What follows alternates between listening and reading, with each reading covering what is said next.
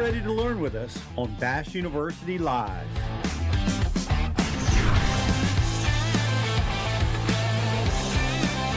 Bass University Live starts now.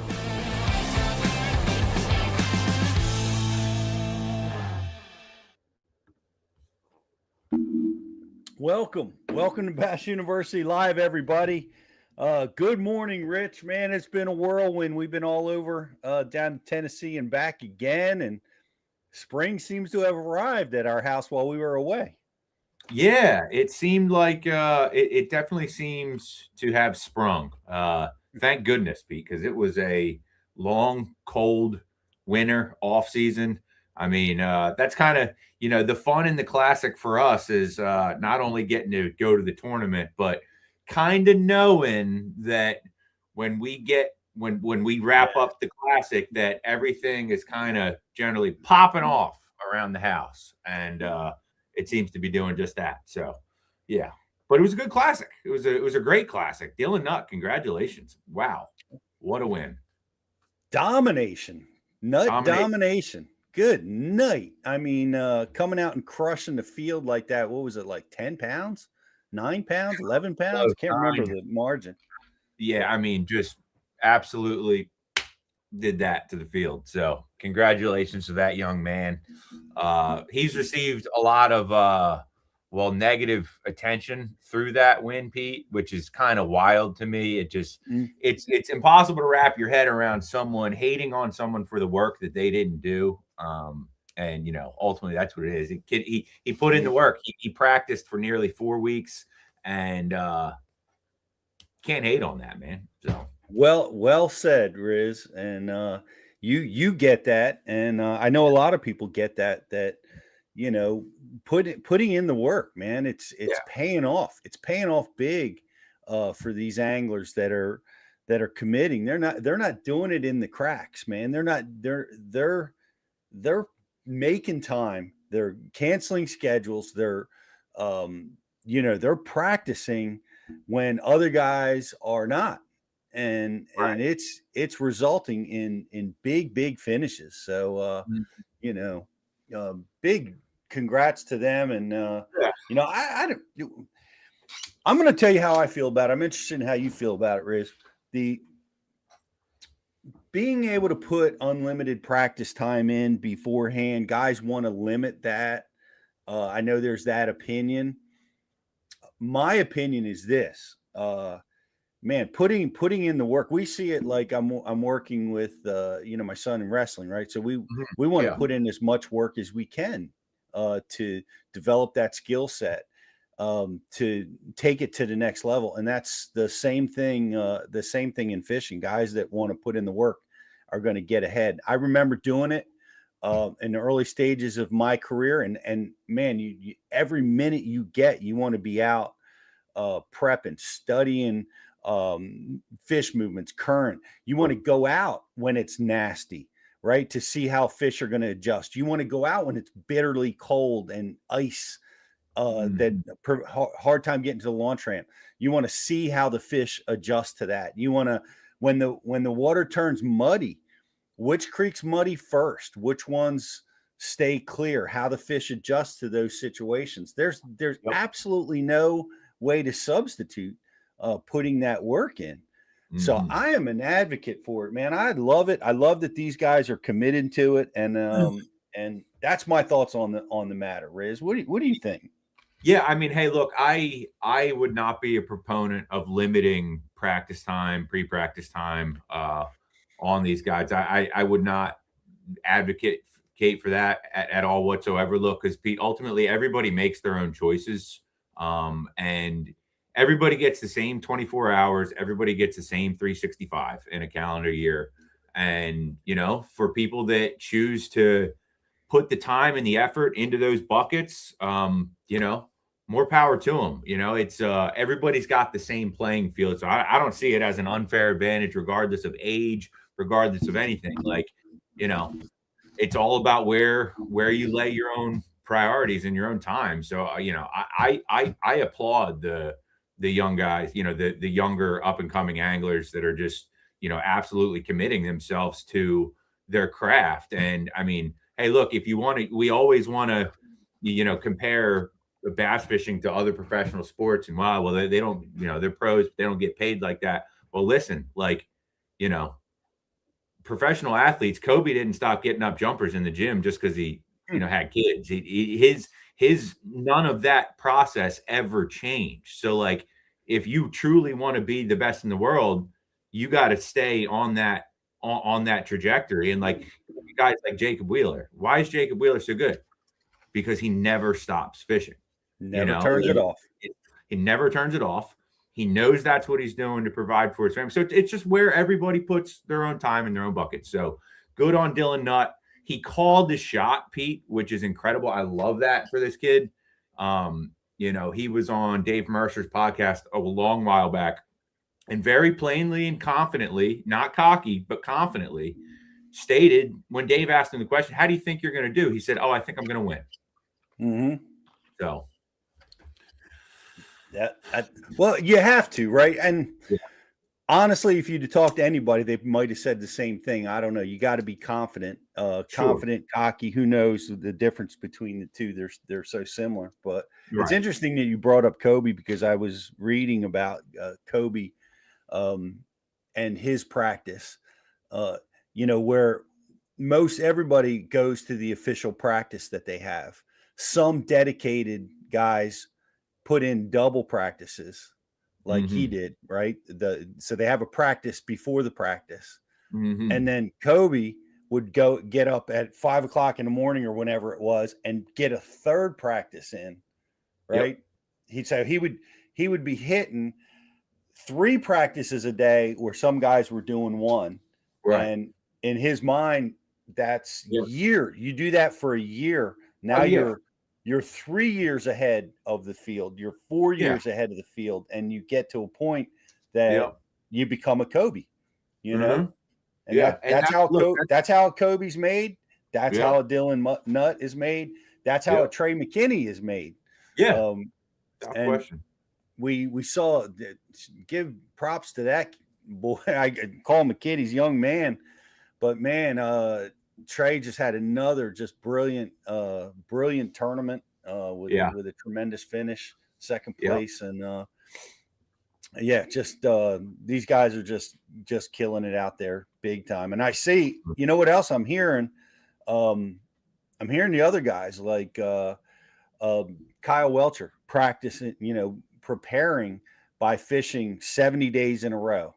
Guys getting after it, recognizing that it's, you got to study, you got to prepare, you got to do all the back court stuff, but man, you got to get out there and do the work. So you're seeing a lot of the other field get after it. So good stuff, man. And speaking of the classic, we saw that we saw the spider, the urchin, the koik.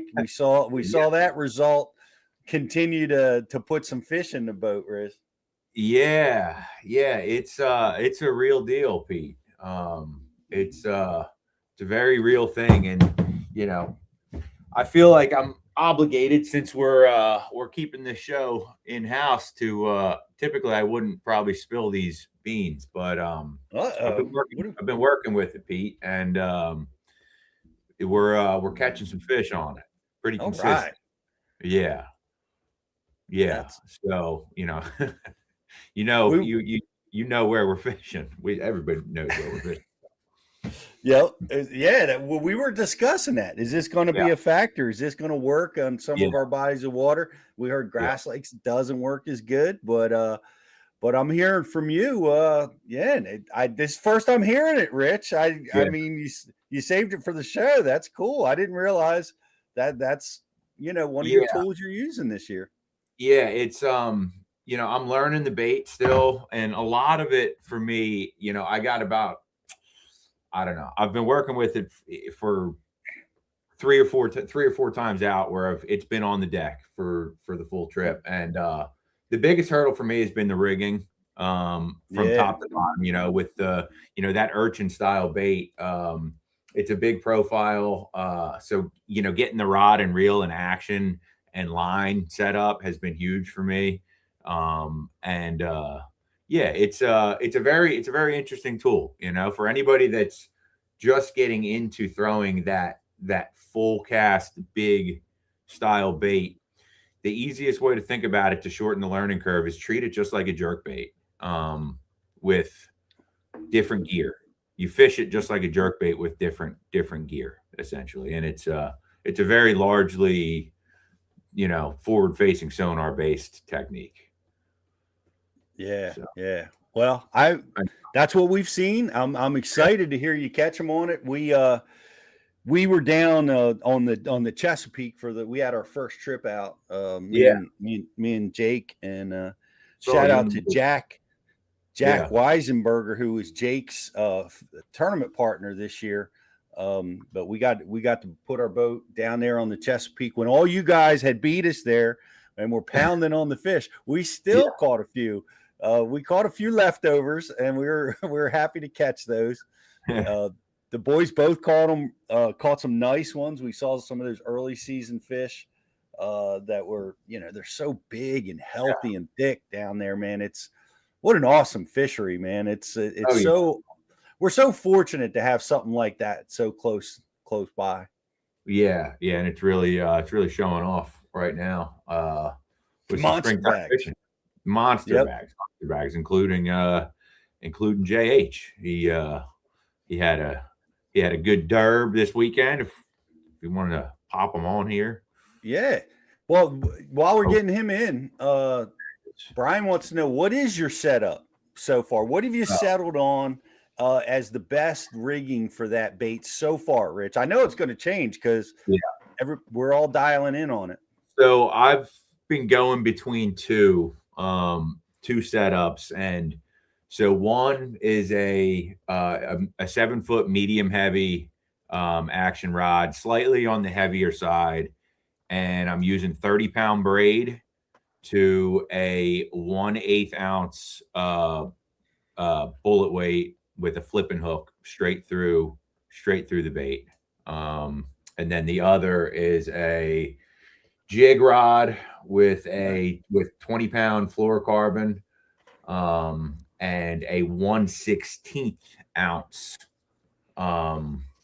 bullet weight to a flipping hook straight through the bait, you know, through the hole in the bait on the koik. And that rigging, the lighter the better. The 1/16 ounce definitely gets a bit better, but it's your placement is harder. So like if you're working in open space, it's not that hard to make a cast, but when you're operating around docks and cover and you got to be able to put that bait in somewhere else, that's where I've really liked the slightly heavier weight and the braid on the thumb, because I feel like I can put that bait exactly where it needs to be, but you get a little bit more fall rate. And you know, I've gotten bit on both, but you know, I'm still tweaking. I'm not totally there with it yet. I'm having problems hooking them in the tongue, stuff like that. So like, got to keep figuring this deal out. But that's what I'm doing to you know, the baseline right now.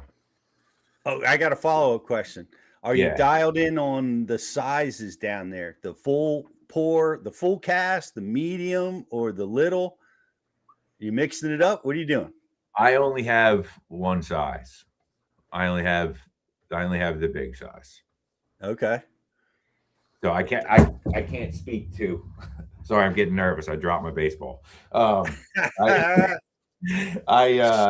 can't speak to the other sizes, but yeah, I've been working with the forecast. Yep. So. Brian, thanks you for sharing, because we could see, we could feel the tension pulling that out of him, B.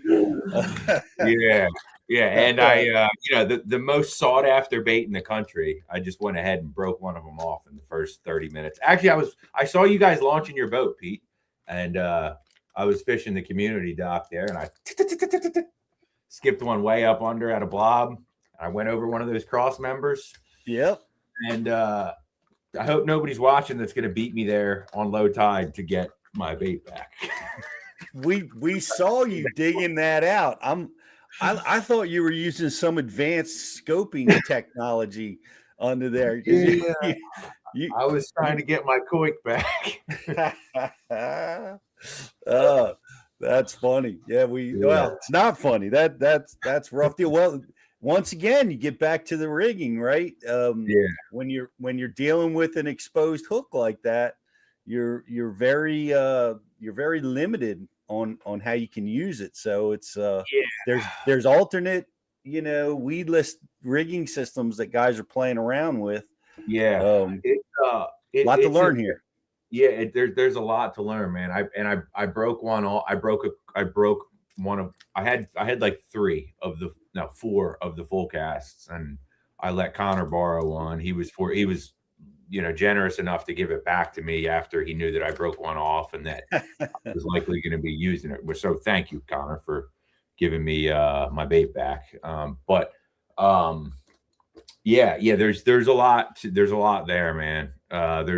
It's gonna, I think that bait, we're tying back to what we talked about with Jacob Walker on that show, and we were asking the question of like, are we at the precipice or the cuspice of where this bait is going to go? And I feel like we still have 1,000 more ways that we're going to figure out to fish it after just a couple days of working with it, in the sizes and species, fishing for the, largemouth, smallmouth, spotted bass. Like it's a unique deal. I got to ask, you just caught a 7-pounder. Was that a victim of this tool, or did you catch them on something else? No, that was not on a cork. I caught, that was a 7.5 pounder. 7.5 pounder. Who's that guy? There he is. Who is that guy? I don't know. Caught that one on that was actually the only fish that I didn't catch on forward facing sonar in 3 days. And I caught about 100 fish over the course of 3 days. And that was the only one that I didn't use scope on. And it was on a big old spinnerbait under a dock. So that's awesome.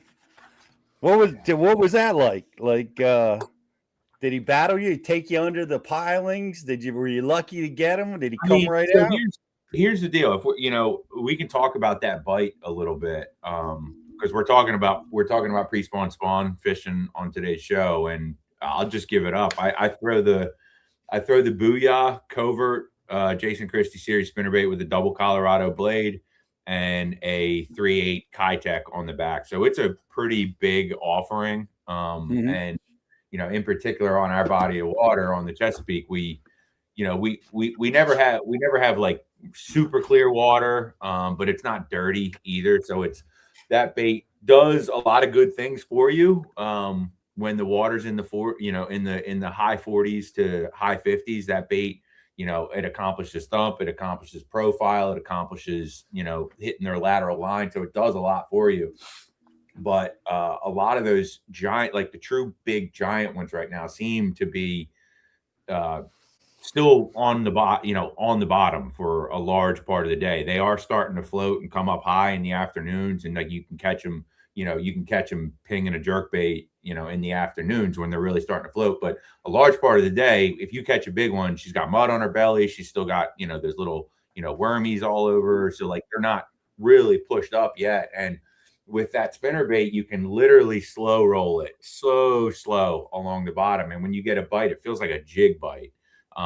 So, when you get that bite, there's, with the right setup, you can get tight, you can move the fish pretty efficiently. So to answer your question, no, she didn't really, have her way with me too bad. But I mean, they pull back on you a little bit when they get that big. So, it was a fun fish catch. I mean, that was on Sunday, and I had already caught, a lot of bass on Sunday, upwards of 50 in the afternoon. And, that fish put me up over 27 pounds for a short afternoon float. So it was pretty fun. I was glad to get the bite. That's an awesome bite, man, and great big fish. And Justin, man, you guys had a derb on Saturday, man. You guys took a nice check, you and Connor, and 23 and change, right? 23.8. I wouldn't say that's changed. That's almost 24, Bubba. I don't know, buddy. But I didn't mean to steal that before, 3/4 of a pound from you. I'm sorry about that. buddy, I don't know. But But I just want to say I haven't been on the show in a while, and we talked about in the past. I have Pete's $5 from Fantasy Fishing last year, so I just want to let everyone know that I Yes, did you receive do. my 5. Pete is currently in the lead on Fantasy Fishing. If you haven't joined our group yet, hop in there. But just wanted to get that out of the way since it's been a while. But yeah, me and I kept Adam's seat warm on Saturday and hopped in the derb with Connor, and it was a good time, man. We, the usual suspects. I will say we're talking about spinnerbait fishing pre-spawn. I've been throwing a There little they are. goofy looking spinnerbait. Uh, because obviously if you're fishing as a co, your boater's probably throwing freaking covert, white, a little bit of chartreuse. This is what I was throwing the past 2 days on the bay, and I was getting bit on that ugly sucker right there. Whoa. I'm showing this because you can't get this spinnerbait anywhere. That is a 1-of-1 spinnerbait from our boy Glenn at Bassman Spinnerbaits. So, but that's what I was throwing right there. That ugly mug looking of a spinnerbait. But yeah, and we Wait a had a minute. good How do you day. I work mean, out a 1-of-1 color with Bassman spinnerbaits? What's you going know, on? sometimes you just ask and you shall receive. That Bassman doesn't really make thumper blades like that, so I hit up Bassman Spinnerbaits and had him make me a couple of those big thumpers for the springtime. Okay. Yeah, but yeah, I mean, we had no idea the weight that we had, honestly. Like, I don't know what it is. Fishing with Rich and Connor, they just don't like weighing their fish, and you don't know what the hell's happening. So, we're we realistically probably had like 20 pounds by we had a fog delay and everything like that. So we really didn't launch till what, like 8:30, brutal Rich? fog delay. Yeah, we didn't launch till like what, 8:30? Almost 9. Yeah, almost 9. I mean, we Yeah. probably had like 20 pounds by, I don't know, 10:30, 11, and we probably thought we had like 17. They just weigh so heavy. But it wasn't easy, man. I mean, we grinded it out. There was some spurts in our day where we didn't get many bites, and we kind of locked into like a 30-yard stretch and just fished it over and over and over the last 2 hours of the day, and stayed with it. And then, the last 45 minutes popped a 5+, and then Connor caught a solid 4, and we made 2 calls that bumped us up over 23.8, and you're coming into the weigh-in, and honestly, I thought we had no shot of winning, and I was right. 28 pounds. Duke and Andrew had 28, which Duke. was just an Wow. absolute bag. 28 pounds. Crazy. Yeah. It's just so nuts. Like, we're coming in, we're like, all right, we probably have 22. Maybe we have 23. Right. But it's still not going to be enough. Yeah. It's just not. Yeah. Well, great. But That was a great derby, great finish. You guys did amazing out there. Both of you did. Rich, you had a monster bag too, but it's just good. I mean, you got to have giants. Look, it's crazy this time of year, and it's like, I was talking about it with Mason, who I fished with on Saturday, and he's a young cat. He's 20, so he's still kind of learning his way through this deal. And like, I told him, man, I was like, dude, like, we didn't win today, but we also I don't feel like we got beat necessarily either, in the essence that like we fished a good tournament. Like we fished clean. We didn't lose any fish. There was a few decisions throughout the day that like we said like, okay, we're not efficient right now. We need to do something else. We got into a zone where we could fish more efficiently. First stop in that zone, we caught a 5-pounder. End of the day, we made another call and we caught 2 4-pounders off the same dock at the end of the day. So I was like, dude, we didn't get beat. It's just we didn't get quite as many giants as like, so it's crazy how mental this whole deal can become. it is Being able to like, look back at the glass and be like, okay, did we fish a good tournament? Were we in a position to win? Like, and the answer to that question is like, yes, because hey, the dock that I caught a 7.5 on Sunday, we fished that dock twice on Saturday. So if she was laying up under there on Saturday afternoon for us, it's like you're telling a whole different story. So it's yeah. You were I said the same thing to Connor. I was like, dude, we had a great derb, man. I mean, we didn't lose a fish. We capitalized on every bite we had, and we continued to upgrade. Like, it's just what are you gonna do? And there was multiple decisions for us throughout the day where he's like, what do you think? Should we do this and do that? I'm like, in my head, I'm like, Connor, this is my second day out here this year, Bubba. I don't know. Whatever. But I'm saying out loud, I'm like, yeah, let's go. Just trying to give him some confidence. He knows what he's doing, you know what I mean? But I haven't been out enough to know every little thing that's happening. I legitimately got like 3 hours to fish on Friday after dealing with battery issues, but just keep casting, man. You know what I mean? Sling that spinner bug around, drag a jig, do your thing. Shout out to Coach. I see you there, Coach Frank. Good to have you guys with us. I want to. The question came up, and I want to talk about it because I know how I feel about it. You mentioned Connor doesn't weigh his fish. Riz doesn't weigh his fish. I don't weigh my fish. Rich he started to, yeah. I did it on Saturday. I did it on Saturday, and now I'm like, I weighed in almost 22 and a half pounds. and got spanked. I'm like, I better stop weighing them. Yeah, stop weighing them. It's so much better when, like, I just have this like vivid memory of like fishing derbs with Rich, and there's just like 5-pounders flopping in the net in the cockpit of the boat. We don't know which one to call. And then, buzzbait stuck in the net. That's fishing with Rich. That's just bassing with Rich. And if that goes away, I don't know, I don't know what we're going to do. Yeah. So we need to bring that back. Let's get that buzzbait stuck in that net again, buddy. And you know what I mean? I watched guys on the big derbs stop, weigh their fish while the fish are schooling, and they're like, I got to hurry up and get back out there. I'm like, yeah, you think? Like, put the damn scale down and get your bait back in there and catch a fish. I always have said the best time to catch a big fish is immediately after you've caught a big fish. And a lot of guys are weighing their fish at that moment. In a team tournament, it's a little bit different. You got two people to work with, and maybe you can, benefit from that and have a guy down while the other guy works. But I don't know. I think there's a time to weigh fish and there's a time not to. And you got to in your instance where you're talking about schooling fish, I mean, that's just, catch them and throw them in the bag. But it's everything, Justin. Like on a dock, when you trigger a big fish to bite, all the fish in that area are activated, and it doesn't last very long. Like, right.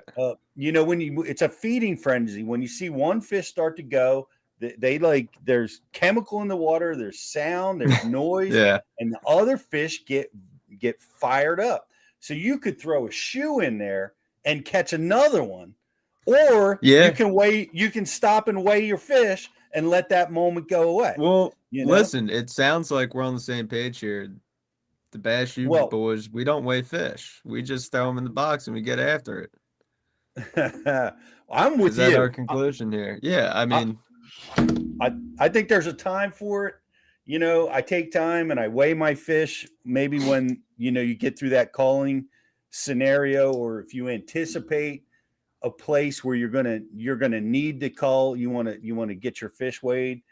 If the bite's really slow and you're fishing for isolated fish, maybe that you can see on your scope, you can weigh. There's times and places for it, but I'm a proponent of put that baby in the box, man. Let's keep the momentum flying, man. So just on the other side of it, the reason that I had started weighing them is because of how many times we've been in that situation where we catch that fifth giant in the last 15 minutes of the day. Yeah. And we're like, they're all 5-something pounders. Like, what do we do? it's like Then you got to weigh all 5, and then and there's 5 giant fish flopping around on the floor of the boat. Well, it's like I said, in a team tournament, which you guys fish a lot of, you got another partner there you can sick on that job. Get in there, you call, I'm going to keep working. When you're an individual, I think it's even more, there's more pressure on you, know, to weigh fish or not weigh fish. You have to make that call. But man, I'm screaming at my TV like you're watching a football game. Like, put that freaking scale down and cast, man, cast right now. Make 5 casts and then weigh them. Yeah. But anyway, that's my scenario. But you guys had a great weekend down there. The springtime is flying. Most places, heck, there's spawning going on. Most heck, it's almost on the tail end of that down in Florida and Texas and those kinds of places. But we're seeing it fly. Yeah. We're seeing it getting busy around our neck of the woods. And I'm about to take a little trip to go chase personal best with a friend of mine. We talked to him at the Classic, Pete, and he's on something up north, man, and he's couple 30-pound stringers, multiple 8-pounders a day. So I might be breaking my PB next week, fellas. I'll keep you updated on that. What are you talking about? I'm going trophy bass hunting in New York or where? No, I can't. It's an undisclosed location. I can't get. It's not my deal. You know what I mean? But it's Florida strain largemouth, and we're going to go throw some minnows at some bigs, hopefully, and try and catch an 8+. He's trying to catch a 10+. He's caught multiple 8 and 9s in the past couple of days. I'm just trying to catch an 8+. That's all. Well, who are we talking about? My buddy Aiden that we talked to at the Classic. Yeah. Right. Okay. All right. Yeah. It's a Virginia boy. Yeah. So we're gonna go try and do something. Keep guys very updated. Cool. Nice. Very cool. Well, I do. You mentioned it, and my $5 is hanging on your wall, but I have total domination going on in the fantasy fishing right now. I think it's worth mentioning. It's 100% worth mentioning, Pete. For everyone that doesn't know, Pete had like a perfect lineup at Lake Martin. Was it Lake Martin or Lake Martin, baby? Lake Martin. Pete had the perfect lineup. There's 10 people in the world that had a perfect lineup, and Pete was one of them. And unfortunately, he came at 10th because he didn't pick the tiebreaker weight.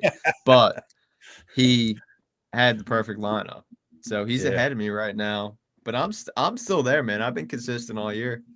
Oh yeah. So what constitutes the perfect lineup? Literally, Pete had 4 guys he had 4 guys in the top 10 out of. There's 5 buckets, right? A, B, C, D, E, whatever. Yeah. He had 4 guys in the top 10, and his 5th guy was in 11th. Yep. It was as good as it gets in that derby. And I'm still a little pissed at Fantasy for letting me submit my picks without putting a weight in. Like I just whiffed. I don't know. You guys that play, you got to pick a tiebreaker weight. And the one time in the history of Fantasy, I didn't pick a tiebreaker weight. I know. Pete's called me. He's like, dude, what happened in Fantasy? I think I'm getting a spam, like a fake hacker email from Apollo that I won something. I was like, you think you won something, buddy? He freaking had the damn perfect lineup. I thought I was getting spammed. Thought he was getting hacked by Rapala. Yeah, Rapala was sending out packages for all the guys with the best score, and I'm like, nah, I don't win any free stuff, so I got to be getting scammed here. So I missed out. I didn't get it. I didn't get the package. Well, big week here on where are they at? Tom Bigby this week? Yeah. Yep. It's a forward facing shallow water fishery. And I wonder how that's going to play out. You know, I don't think they're loving it right now. Yeah. General consensus. It's like it was like 45 to start the morning down there. Oof. On a shallow, tough river. Interesting. I wonder how it's going to play out. See, I was looking at fantasy and like you'd think like guys like John Cox comes to mind, right? He's going to be a shallow water guy, but here's my philosophy on JC. He tends to thrive when nobody else is fishing shallow. You know what I mean? Like everybody's going to be out doing their thing, and he has all this backwater to himself. So now I think everybody's going to be doing that same kind of fishing in this tournament. So it changes my picks a little bit, because I mean obviously they're all super fantastic anglers, and you're trying to pick the best of the best. But yeah, I don't know hardly anything about that fishery. I don't know what's going to play, but I tell you, these boys with the momentum are going to be tough to beat. You know, yeah. We see it over and over again. We saw it down at the Sabine River where, the guys that specialize in scope aren't going to catch them. Guess what? They were flipping them in the boat right alongside of all the other flippers, you know? So, yeah. So you heard they were hating it down there. And anything else coming across social? I don't know. That's just the feel of, that it's a tough, grimy fishery right now. So I got the Opens went there last year, right? So I picked John Cox, Pete. So what are we doing? Good. All right. I think Jake, what do you think of this? Whereas Jake came up with a strategy that, because Justin and I are going toe to toe here, we ought to not be able to pick the same guys, because we keep doing that to each other. We wind up picking the same guys. So we were thinking, Justin, you pick first in bucket A, I pick first in bucket B, and we're not allowed to duplicate. Like we'll have a draft, kind of. Yeah. Yeah, that'd be cool. Yeah, we could do that for the next one. That'd be cool. I'm for it. Let's do it. We'll do it live. It'll be fun. So we're kind of splitting things up today, Pete. We're going to be catching up with one of our friends of the show, Bailey Eigbrett, and he's actually I see him in the queue live from it. Well, never mind, he's gone. Well, let's take a commercial break and then Yeah, let's get with Bailey. I love to catch up with Bailey. He's got a lot going on in the fishing biz, and he's out in his kayak fishing and fishing tournaments all over the country. So we're going to take a quick commercial break, and we'll be right back with Bailey. We're off the clock to clock more fish, to fill our live wells and empty our coolers, because there's more to explore. The latest Humminbird fish finders work fast, see clearly, and know all the best spots. They fish even smarter paired with the Minn Kota, and break down the water like never before. If you like your plans loose and lines tight, then it's time to explore. Only with Humminbird. Get right to the fight. New Mega Live 2 forward-facing sonar puts you on more fish with an ultra-clear, rock-solid picture of underwater action. Next-gen clarity, next-level fun. Only with Humminbird.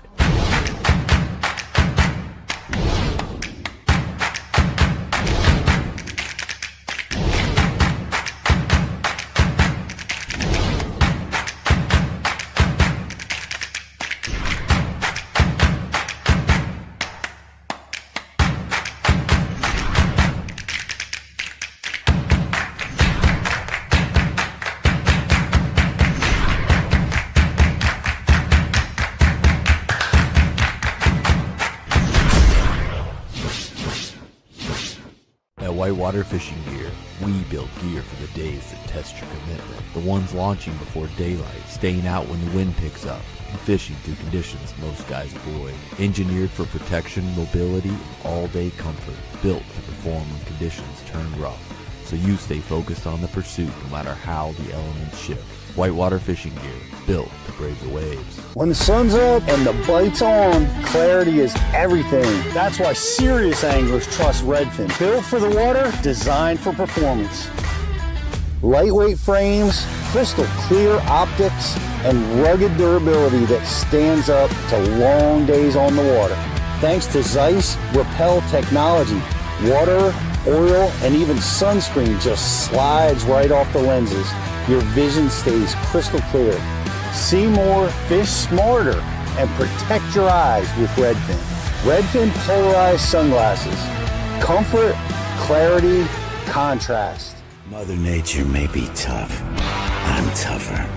I'll take you where chaos is the cost of entry and where the fish are worth the fight. Because the bigger the question marks, the better the quest.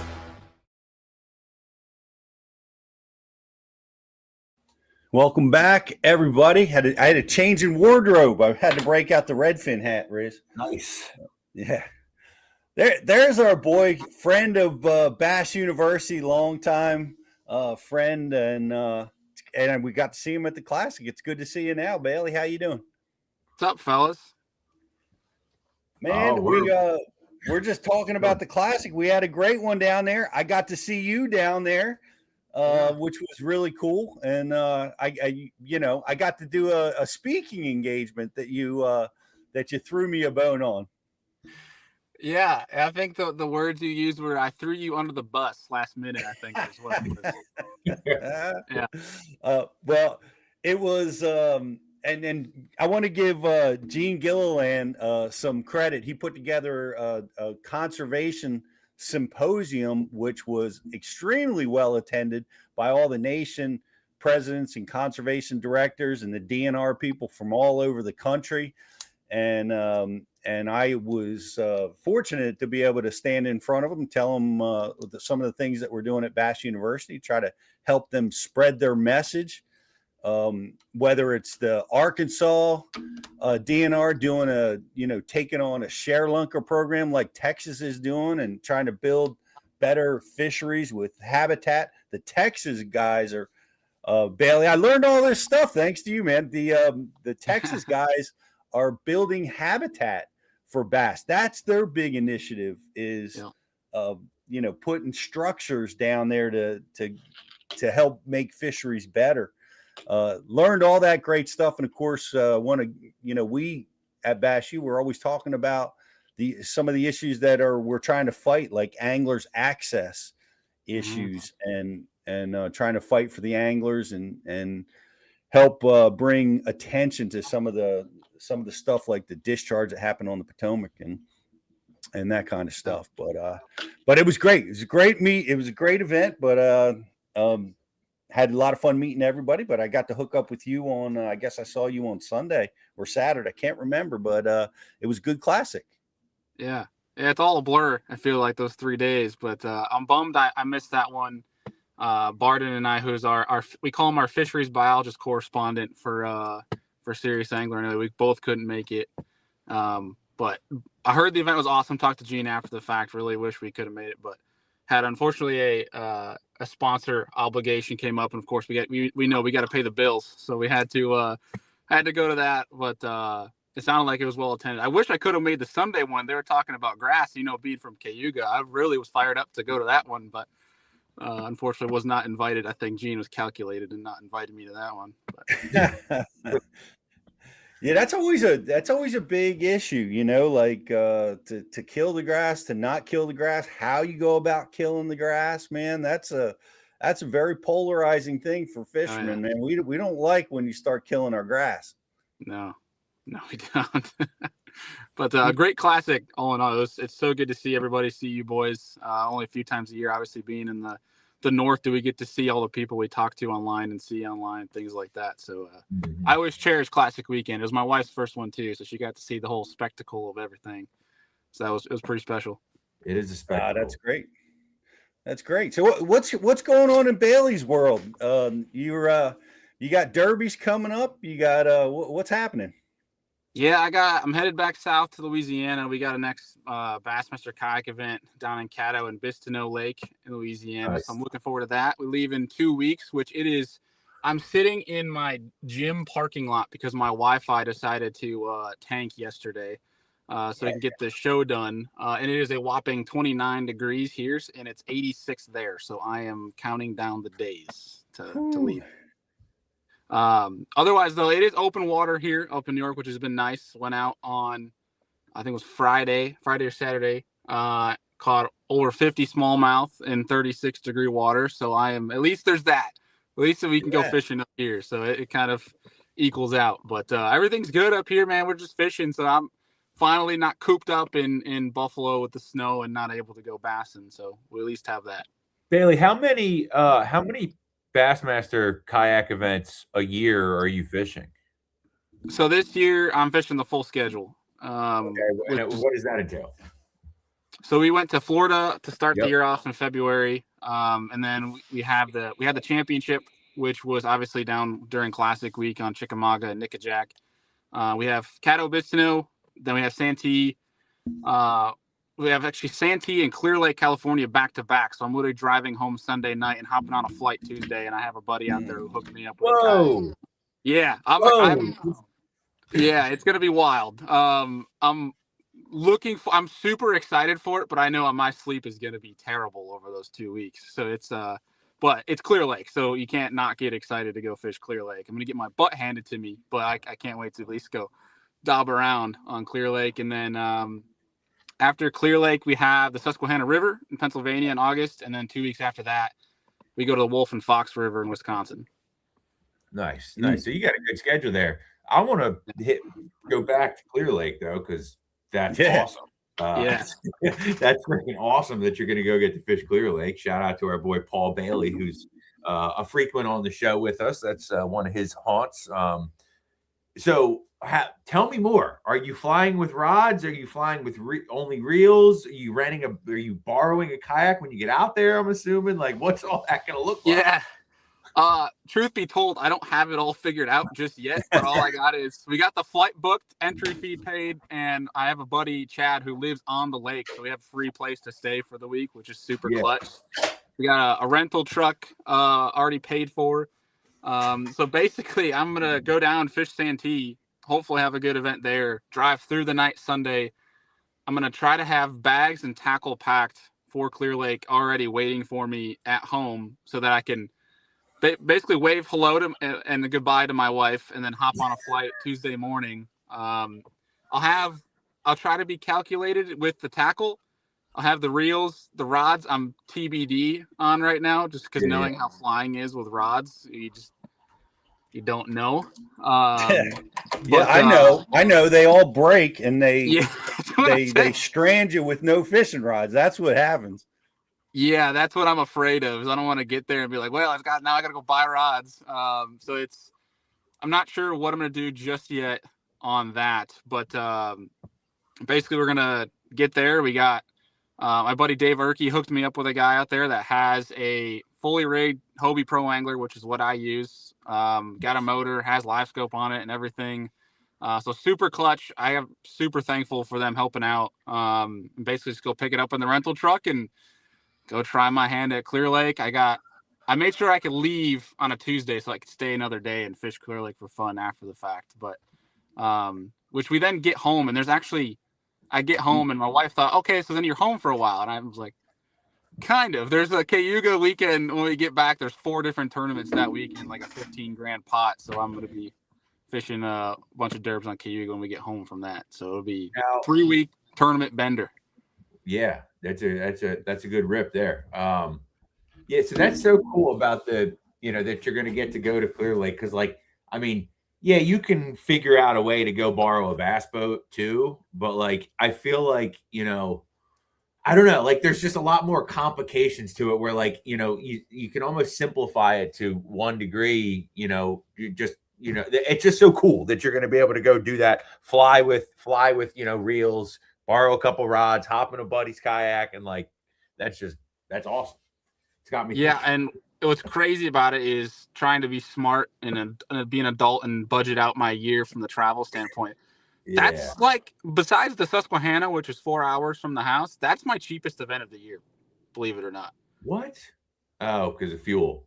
fuel, especially now, Airbnbs, food stuff, all that jazz. I mean, obviously it helps to have a free place to stay at a buddy's place, but like the flight was only $300. The rental truck for the week was only $200.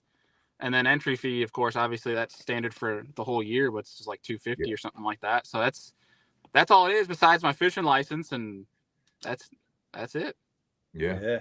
That's well. I want to. Plano makes a hell of a travel case for your rods, and I haven't flown with that. But the bazooka. Yeah, it looks like a bazooka. You might get arrested when you try to bring it in to check it, but yeah. I'm thinking I might go back to the hockey days and just have a suitcase for my clothes and bring a hockey bag for all my tackle. I think that's what I might have to do. Yeah, there you go. You gotta watch it, man. You got that 50-pound minimum for checked bags, so or maximum. So all those Senkos, man, they weigh a lot. Yeah, that's one thing too that I'm kind of looking forward to is just forcing myself to simplify things and just have a flipping setup, have a topwater moving deal, and then obviously you got to have a minnow at Clear Lake, especially in recent years. We've seen all those giant bags come out of there in January. But yeah, just keeping it simple. I mean, if I'm going to ship rods with me or bring them with me, I'm not bringing any more than 5, which I'm kind of excited for. Simplify things. Yeah. There's something to that. I mean, we can overcomplicate it. It gets confusing and frustrating at times. So it's nice to be simplified, but kayak fishing in general does that for you too, though. I know that's always got to be a process. Rich, I don't know how they do it. Like when I can't cut down, man. My rod lockers are stuffed because my brain goes overtime on what I need to prepare for. I don't know how you guys do it, Bailey, with just limiting yourself to, I don't know, just a one box, Yeah. I would like to sit here and tell you that we simplify things, but for the most part, we don't. We definitely bring way too much tackle, go over the threshold on, the weight limit per se that they're supposed to have on the kayaks. But I bring way too much stuff, especially certain times a year. Like there's nothing to put past 18 rods in the kayak and 8 boxes. And obviously then you don't count in soft plastic bags, and it's just so on and so forth. And I'm just trying to reinvent new ways to store more stuff, and becomes ridiculous, but yeah, it's an ongoing process. Is there anything going like unique going on right now in kayak fishing in particular, like baits and technique wise, that like has been groundbreaking, like really made shockwaves in the kayak world? I don't think, at least to my knowledge, of people that are at least speaking about it. I mean, of course, there's probably some hush, but I don't think it's anything too different than what you're seeing on the boat side, with all the quirky stuff and the fuzzy baits and things like that. I just, wondering, like, along the lines of, like, are there, like, because you're in it, because of the circumstances, being in a kayak rather than a bass boat. I meant more so like how you're fishing them and like how you have to manage the conditions to be efficient, like, or be able to fish the baits the correct way or whatever. Is there anything groundbreaking there? Like, yeah, I mean, I don't know about groundbreaking. I think just more of some of the best out there are finding more ways to be efficient. In regards to, especially when you get big water and weather when it gets chopped up. I mean, you'd think you look at some 3-4 footers and think there's no way in heck any of these kayak anglers are going to go out there, but I can tell you that there's going to be some crazies, myself included, that if the fish are there, we're going to send it one way or another. But I'm seeing a lot more bow mounts, especially this year, for the pure fact of one being able to.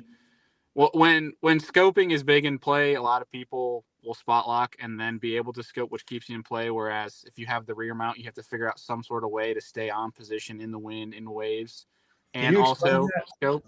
Can you explain that a little more? Like what the difference is between a bow mount and the other one?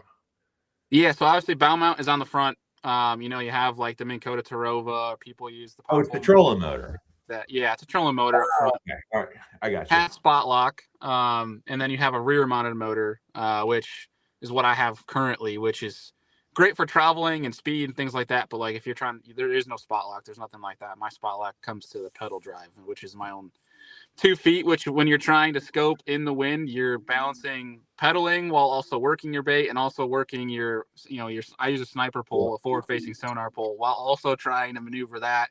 And it becomes an orchestra where people that have spot lock, they don't have to worry about staying in place. It's just bait and keeping their sonar on that fish. But okay, I would say people are getting much more efficient with things than when it comes to just catching them, if that makes sense. Like from a gear standpoint. But even still, like we saw it at the championships, people are still finding ways to win or have a shot at winning these events in these little creeks in the back of the middle of nowhere. Right. Are you running a bow mount trolling motor on your kayak right now? I have a new Minn Kota Tarova kayak edition sitting in my garage right now in the box, about to get rigged next week. So I will have one to the arsenal. I'm going to have it rigged so that I have the option. If I'm going long distance, something like that, or if it's graphing days, I'll have the rear mounted. If I'm not going too far and it's windy, things like that, I'll have the bow mount for efficiency. Yeah, I got you. Okay. Huh. So it's different stuff like that, but you're seeing some of the gear stuff getting improved on, but for the most part, it's still just the same old hammers that have been winning all these events for years, still doubling down and taking all our money. Yeah, doing the backwater thing. That's still a way to win. Getting out of the way, getting super shallow. Yeah, I mean, you had a big mix of it for the top 10 for the championship of guys that were, doing the minnow scoping thing in creek mouths, and then you had guys that were beating the bank on riprap and stuff like that. Like my buddy Adam Milstead wasn't scoping at all, and he caught an 8 pounder on Nickajack day 1, and then a 7 pounder on day 2, and he I think got 4th or 5th in that championship, just burning a chatterbait along the bank. So what's cool is you have a lot of that diversification still, where you can kind of do whatever you want, and it's obviously a whole different playing field when you talk about making a game plan from the kayak than obviously in a boat. There's a lot more emphasis on the areas that you're fishing and areas you're going to because of the time it takes to get there, and obviously speed being a factor. How do you? I mean, we keep going back to Clear Lake, but shout out to Skeet Reese, by the way. I think he caught like a 12 or 13 pounder out there just recently. It's ridiculous. That's a big lake. How do you prepare for that? How are you going to practice for that? A lot of staying up too late, staring at a map and One Boat Network app, looking at VX. But honestly, Pete, I've been looking at it a little bit, and it feels super Oneida-ish to me. Like, obviously, there's no smallmouth in it, but it sets up like it. Just in regards to the landscape, and you have a lot of these rock piles, things like that. So if I can just put it in terms of big melon heads instead of brownies, I think I might help me try to break it down, because from the sounds of it, and I have a bunch of buddies out west that we've had on the podcast for our Seriously Western segment. I mean, they're having big tournaments at Clear Lake every year, obviously for good reason. So we've had a bunch of the winners and hearing them talk about how there's fish everywhere. It's just a matter of getting them to bite. That kind of gets me excited, because they're like, from what I hear, if it looks like there's a bass going to be on it, there's likely going to be a bass on it, which obviously that's New York. New York's pretty simple in that regard. So if it's a matter of getting them to eat, that gives me confidence of knowing I can at least find them. It's just a matter of, can I trick these pressured fish? But a lot of map study anyway, and we'll see once we get there and the weather and how it all changes things. But I'm excited because it looks topographic wise, it looks very New Yorkish. That's cool. That's good for you. You've got 2 other lakes you talked about, Caddo and Santee Cooper. They're kind of similar to me. They're cypress swamps. Hydrilla. Big alligators. Oh yeah. Have you what's that experience like? I get scared to death at times, you know, when I come face to face with giants, you're really face to face with giants. How do you deal with that? At first, this New York boy was a little skittish. That's for dang sure. It was definitely new environment. But honestly, it's kind of cool, and just what I've learned with a bunch of buddies that live, they live around and they fish. Like Lake Eufaula in Alabama is like the mecca of gators. It's like the most gators per acre or whatever. Yep. And of course, that was my first experience with them. They sent us there in mating season of all times too. But no, honestly, I feel like if you just leave them alone, and you try to give them their space, like you're fine for the most part. And of course, there's always going to come around a bend and there's one going to be there. But I've heard Florida's the worst state for gators coming after kayaks, but they'll let you know when they're there. As you know, like they'll start growling at you, and that's where I'm like, okay, this pocket's yours. You can have it. But sometimes it's cool being around them. It's just give them distance. Yeah, that's a good. Down there at Eufaula, I saw the biggest gator I ever saw in my life. I mean, he could eat your kayak in 2 bites, man. There was we fished that tournament down there, and I was going in back one of those pockets, and I thought, well, there's 2 gators right there. Until I realized it was the same gator. It's just her head was one way and her tail was the other way, and there just so happened to be a local coming up behind me in a John boat, and I was like, "Excuse me, sir." I'm like, what does that mean when they put their tail and their head up and growl like that? And he said 2 things, and neither one you want to stick around for. Yeah. Yeah. Well, I guess one of them, he might try to mate with the kayak. Mate or eat you. One of the 2. Mate. Neither one's good, but they're both amazing fisheries, and it's got to be fun being back in those cypress swamps. Getting that shallow, getting in places where your boat can't go. It's awesome from a fishing standpoint because obviously the kayak being smaller, you can maneuver into stuff. I'll say mentally for me, the northerner in me though is always looking up for snakes and these big red wasps and everything. I'm like head on a swivel. Whereas like these guys that are from the area, they're just barreling through there, crashing into trees and stuff. I'm like, I would be petrified. Like if I get something hung up in the tree, it's the tree's bait now. I'm not touching that stuff. I don't want anything falling on me. But it is cool though. You can get into some really, really sneaky stuff with the kayak and just see just how far back these fish will actually go. I can't remember it's Marion or Moultrie. I always get them confused, but the southern lake, the downstream lake on Santee is those fish, man, I've never seen fish get so shallow. The big ones get like so shallow that you can't get to them with your boat. Your boat, like my boat, can't float shallow enough to get to where, as far back as these fish will go. I'm putting myself there in the kayak and would love to be going through those little silver dollar pads that go on for miles and finding some of those big dinosaurs at Santee. That's that's going to be an exciting tournament. What time of year are you fishing that? I think that's the end of May. So we have a little bit of that. Yeah, so that'll be a fun one. Shoot, Pete, we'll get you a kayak if you want to come down and join the circus. We'll go look for dinosaur bass and dinosaur gators. We'll do the full tour. I'll need protection from the gators, but I'll have fun chasing those big bass. Bailey, are there any restrictions on FFS yet in kayak trails? None that I've seen yet. I know they're paying attention to it, but they haven't had the pressure to make adjustments that some other trails have. So, the numbers keep coming up. Like if I can speak personally, our state trail in New York, every year the numbers keep going up. And then on the Bassmaster Trail, it's every tournament's been high 100s or in the 200s for attendance. And so there's not been any complaints. I mean, everyone has it. Everyone's using it. People are still winning without it. So I don't see it in the, at least in the next couple of years, I don't see any implications or pressure to make a change. Right. Good stuff. I would love to get up to the skinny Susquehanna, Matt, by the way. I see him on the chat. I've never I've never been way up the Susquehanna, and I've always wanted to do that. Man, you got to, Pete. That is a fun place. What that's on your schedule, right? I heard you mention that. That's coming. What time of year are you going to be there? That is beginning of August. Okay.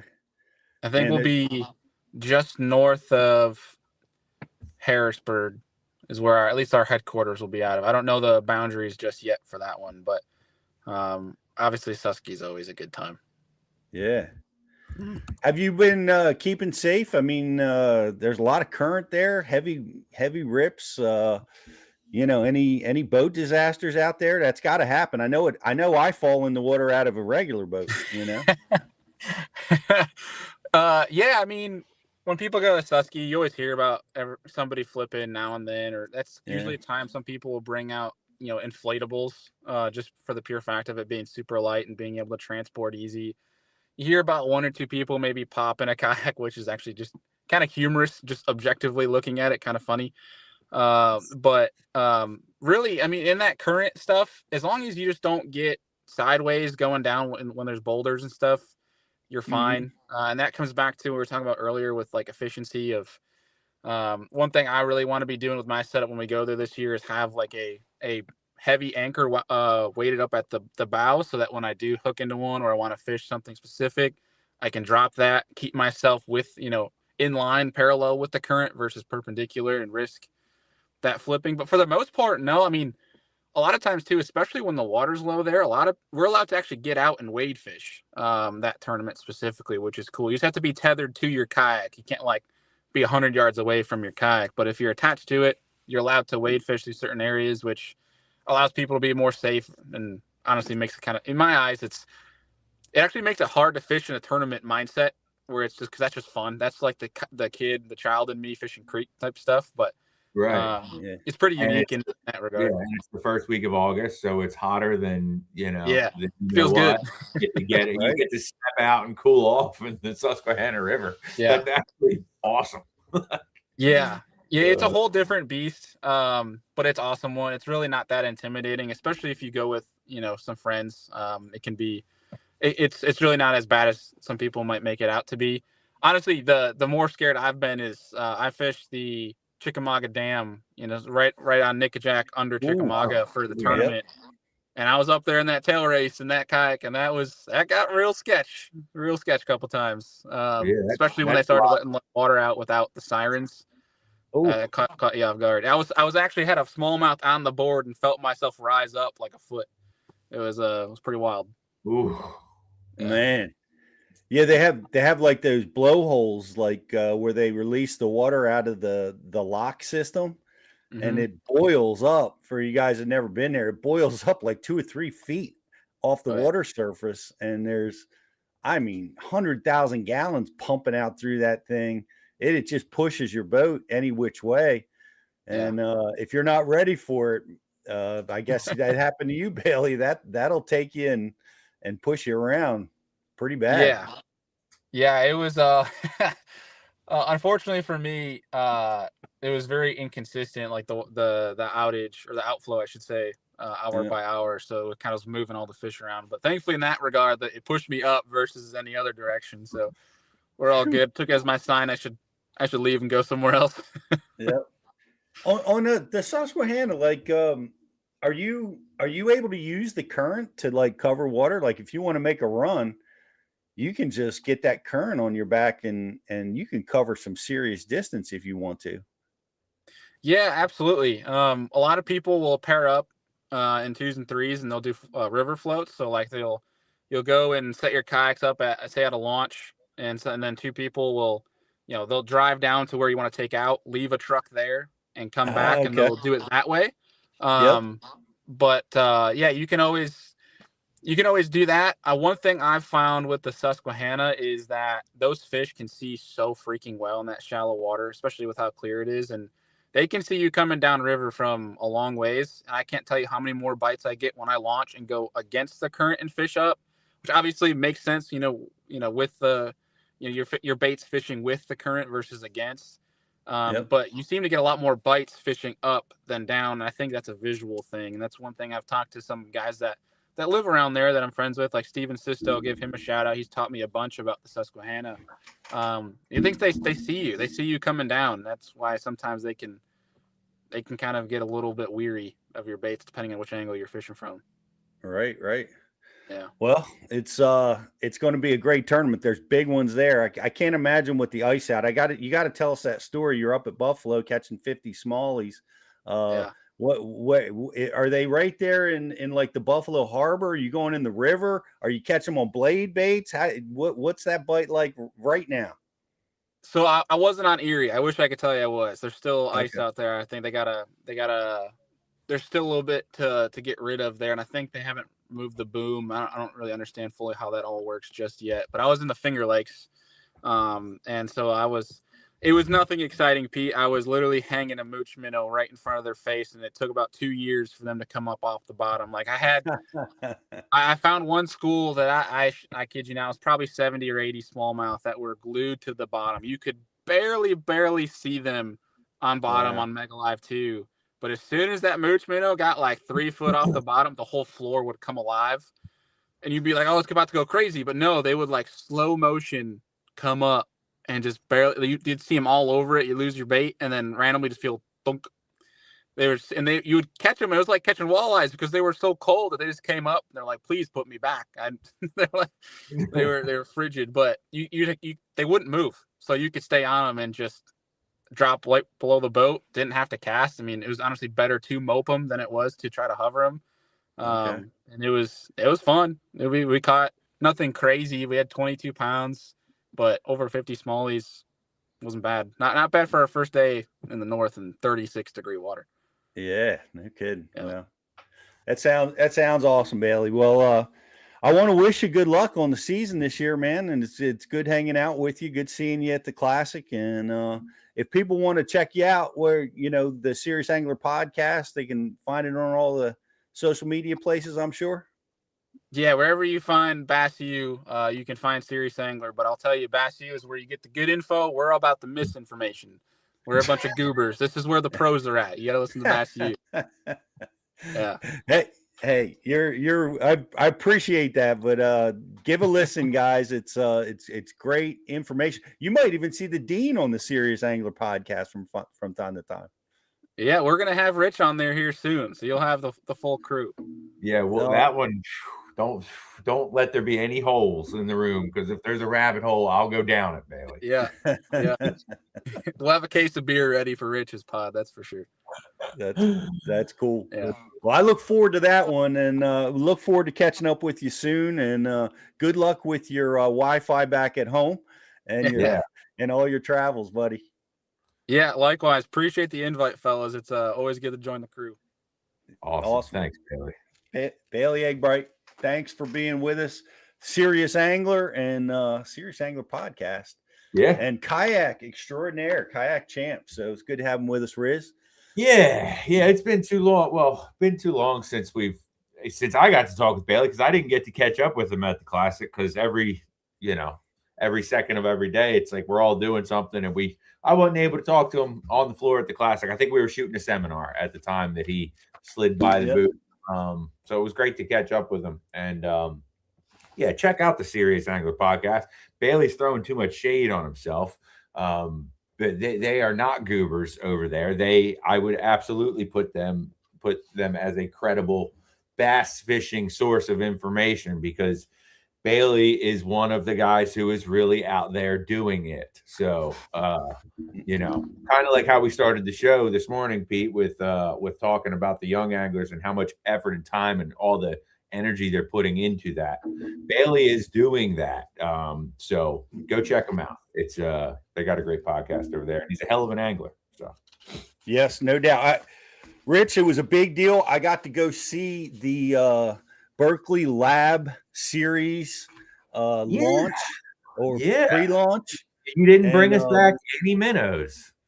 Yeah, well, believe me, they kept them under lock and key, and there it is. There's the Lab Series where they're combining their max scent release with power bait, and it's really something special that they're doing. And of course, Dylan Nutt goes and wins with it before it's even had a chance to release. So really an exceptional product. And one of the things that I noticed was, Rich, they managed to really have vibrant colors. You know how they've had a lot of flat colors, and the Max Scent, there were some limitations on what they were able to do to be able to achieve that scent distribution and that technology, and the colors were flat. A lot of guys like that flat. And it was serious fish catcher, and it still is. But they've also been able to upgrade their color, so it looks like you would expect it to look, and with really strong color patterns, and still be able to achieve what they're doing over there. So shout out to Berkeley. They're I think it's something special. I don't know when it's going to hit the shelves, guys. I can't imagine it's going to be in the stores yet, but it's coming soon. Some of those bags of those minnows needed to be hitting the bottom of your suitcase after that event, Pete. What the heck? Dylan Nutt can use them to win the Classic, but the Dean can't get a few bags? Come on. I know that they were not prepared for that. I should have, we were at a bourbon distillery at the time. I could have maybe, poured a couple bourbons for some key people and distracted them, and maybe, moved in and got a couple packs for us. But I didn't get a couple packs. But here's what I did get. I want to give some thanks at the Classic. I got a new Clutch Glide. Nice. Courtesy of Clutch Swim Baits and Justin Kimmel. Thank you very much. Perch color. Very excited to get this bait. Man, right now we've got a lot of perch running around our bodies of water. So thank you for that. And also got a unicorn that came into our booth, Riz, and you helped me greatly. But this is a G-Rat. You'll notice the swim bait is missing, because this is to Jake from Steve Kennedy, and he kept the packaging, but he had to immediately tie on the G-Rat Sneaky Pete swim bait. And we got Steve Kennedy talking glide baits and big swim baits. Rich, it's been years of negotiations and conversations, and we finally got Steve Kennedy in the Bass University studio. Yeah, that was a fun experience to all work together and produce through that seminar with Steve. And looking forward to it hitting the editing suite for sure. And Classic was great, guys. I want to give big thanks. Everybody at Bass University, yourself, Rich, and Jeff Olson, doing amazing production work, amongst other things. We have Justin and Jocelyn really heading up, getting our Bass University booth looking amazing, and really a lot of catching a lot of eyes, talking to a lot of people at the Bassmaster Classic. So many people coming up telling us, love the Bass U 2.0, love the new app, helping them catch fish. It's, so many great compliments. I appreciate all you guys for that. And big shout out to Stefan. I see him there on the board. Stefan was there. Alex, Kate, doing great work at the Bass University booth, talking to all the Bass University people like we always do out there. But it's always good to have all you guys. And thanks so much for everything you guys do for Bass U. Really appreciate you guys. And it was really great seeing everybody. Rich, I just love it when the customers come up and tell me how they're using it, it's helping them catch fish, and that's what we're there to do. I want to give a big shout out to you. You have such a big role in developing our content and scheduling our content, and we schedule it to coincide with what's happening in fishing.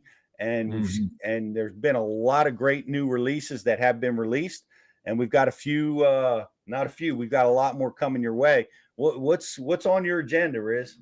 Yeah, so this week's release is Dakota eBear Elite Level Learning Experience, and for all the guys, all the people, all the everybody that enjoyed Gerald Swindle's positive mental attitude so much over the years, it's been a seminar that's really resonated for a lot of people. This one's going to hit you the same. It's going to feel the same. It's going to have the same effect. It really gets between your ears on putting things into perspective as it pertains to not only bass fishing, but life as well. And Dakota does a beautiful job in tying it all back into bass fishing and creating a scenario that, through his experiences, he helps the viewer, he helps the students learn with him through some of the hurdles that you have to go over in a career of professional fishing. So it's a great one. You're definitely going to want to check that out. And just catching up while we haven't been live here for a couple of weeks, we also released Lee Livesey's Consistency Playbook. That's a great seminar on Lee's strategies to consistently put 5 bass in the bucket all across the country, what his tools are, what his confidence baits are, and how he employs them to just be consistent over the course of a nine tournament season, and do that year after year after year.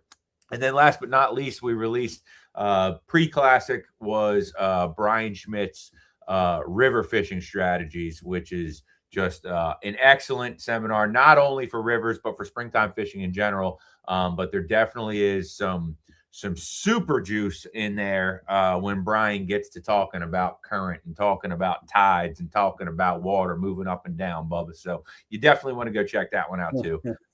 But that's what we've had going on here at Bass University. And stay tuned for everything else we got coming up down the pipe. Yeah, yes, sir. It's good stuff. And that's all. If you haven't downloaded the app, download the app, guys. Everybody's talking about it. Everybody's using it. It's such an amazing tool to be able to watch it on your Roku and your Amazon Fire TV, guys. It's available right there. So go check it out. I want to show you these too. These are G-Rat frogs. They're solid nose for durability. Really awesome products. I really got to get a look at the G-Rats booth. They were right next to us, Riz, and they're building some really exceptional stuff over there, guys. I want to invite you guys to go check it out. Of course, they're out there on the West Coast, getting G-Rat, Lake Weta. Getting to put these baits to work on Clear Lake. There's the app. There's the app. Go check it out, guys. Go get it. Download whatever you download your apps from. We're there. Go check it out. Got to visit the Humminbird guys. Thank you, Humminbird, for all that you guys do. There's the boys from Lander, Coach Liam, and the Natty Champs. They've been guests on the show, Riz. Oh yeah, and 2-time national champs. Kids are going places. Yep, stopping by to see us. They're doing great things, and Lander got another Nat win this year. Can't see that picture enough. You got the picture of Jake and his new partner. I want to give a shout out to Jack. There it is. There's Jake and Jack catching the Chesapeake bass, using that color orange. Love it. So we're gonna get out and do some fishing. I hope you guys do too. Bassman putting out some custom orange stuff. Thanks, Justin, for sharing with people a lure that they have no chance of getting. That's really cool. But it's an awesome little bait. Thank you, Justin. Thank you, everybody at Bass University. Thanks for watching, everybody. We'll see you next week on Bass University Live.